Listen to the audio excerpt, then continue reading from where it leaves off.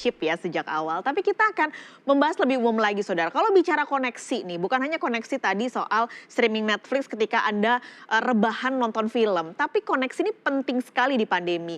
Anda sekarang WFH atau anak Anda school from home, yang penting adalah koneksi. Nah kalau bicara koneksi dan juga komunikasi saat pandemi ini, di awal tahun WhatsApp salah satu aplikasi penyedia layanan pesan memberi pengumuman kepada para penggunanya kalau mereka punya kebijakan baru soal data.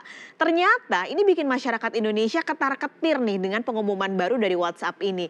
Pagi ini kita akan bahas saudara soal WhatsApp. Jadi kita akan tunjukkan apa sih yang diubah oleh WhatsApp. Kalau Anda pengguna WhatsApp, pekan lalu pasti Anda menerima notifikasi di aplikasi Anda ada term and condition baru di layanan pesan WhatsApp. Nah, ketentuan ini tertulis kalau Anda mengetik atau mengetuk kata setuju, maka ketentuan dan kebijakan privasi baru akan berlaku pada 8 Februari 2021.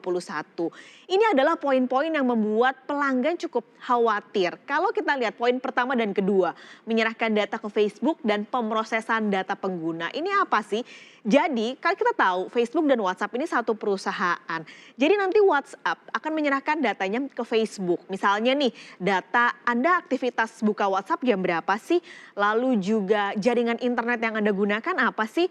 Apa sih merek ponsel Anda? Nah, tapi sebenarnya kalau melihat di tahun 2016, sebenarnya WhatsApp ini sudah punya aturan yang disepakati oleh penggunanya.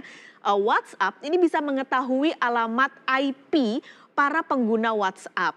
Tapi kalau dilihat secara detail kebijakan yang baru, data-data yang bisa diintip WhatsApp ini sebenarnya lebih detail. Seperti tadi merek ponsel, nah lalu juga jam berapa sih Anda biasanya beraktivitas. Dan juga yang cukup jadi tanda perhatian adalah lokasi Anda ada berada di mana saat itu. Itu yang jadi khawatiran oleh para pengguna WhatsApp. Nah poin ketiga, komunikasi dengan pemilik akun bisnis. Kan kita tahu sekarang WhatsApp ada yang umum, ada juga WhatsApp for Business. Misalnya Anda pengguna WhatsApp biasa, tapi Anda chat dengan orang yang ternyata menggunakan akun bisnisnya WhatsApp. Nantinya komunikasi Anda dengan pengguna WhatsApp for Business ini bisa diberikan ke pihak ketiga dengan alasan kepentingan bisnis.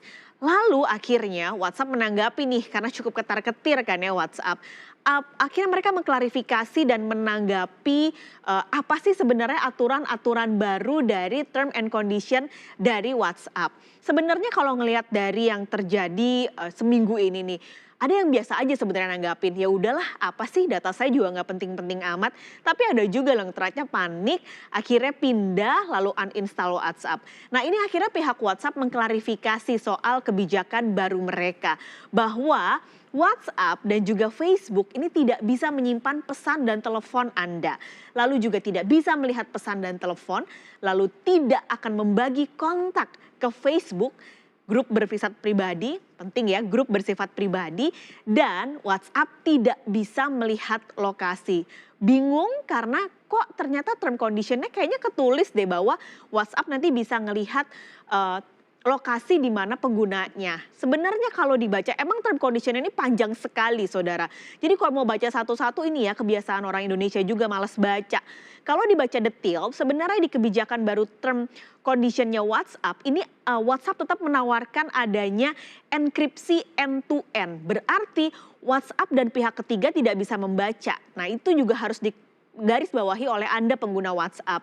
Nah, klarifikasi ini muncul sebenarnya pasca adanya migrasi dari pengguna WhatsApp ke layanan pesan lain. Jadi, kalau Anda kebingungan, sebenarnya term condition baru yang disampaikan oleh WhatsApp ini adalah untuk WhatsApp for Business. Jadi mereka yang menggunakan WhatsApp for Business dan menggunakan pihak ketiga alias yang berbayar. Kalau WhatsApp for Business yang gratis tetap tidak menggunakan term condition yang baru. Meski sebenarnya tetap harus hati-hati karena tetap ada potensi percakapan Anda bisa disadap misalnya melalui jaringan WiFi umum. Pun beberapa hari terakhir ini ada beberapa laporan di media sosial yang bilang bahwa mereka tiba-tiba dapat WhatsApp dari yang mengakunya kasir suatu minimarket dan menawarkan voucher. Loh aneh kan, kok bisa sih dapat nomor itu? Itu juga harus hati-hati saudara karena Anda sebagai pengguna jangan sampai terjebak dengan penipuan-penipuan seperti itu yang menggunakan nomor Anda melalui WhatsApp.